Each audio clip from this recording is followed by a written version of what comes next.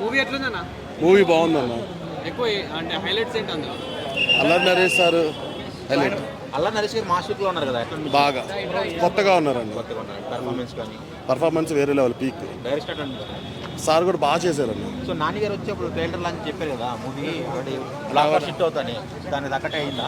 అంటే అవన్నీ నేను చూడలేదు కానీ సినిమా మాత్రం చాలా చక్కగా ఉంది. ఫ్యామిలీ ఆడియన్స్ అంతా చూడొచ్చు. చూడొచ్చు. మూవీ నరేష్ సార్ అంటే స్టోరీ అంటే డిఫరెంట్గా ఉందన్న. స్క్రీన్ ప్లే కానీ అంతా చాలా నీట్గా ఉంది, చాలా బాగానే ఉంది. కొత్తగా ఉందన్న.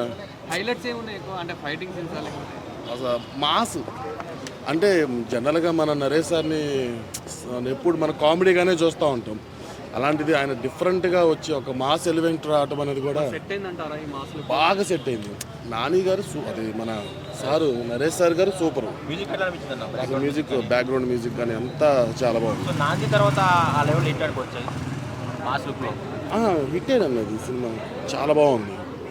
అన్నీ ఓవరాల్గా అయితే సాంగ్స్ కానీ అవన్నీ చాలా బాగుంది. ప్రీ క్లైమాక్స్ అయితే వేరే లెవెల్. ట్విస్టులు బాగుంది.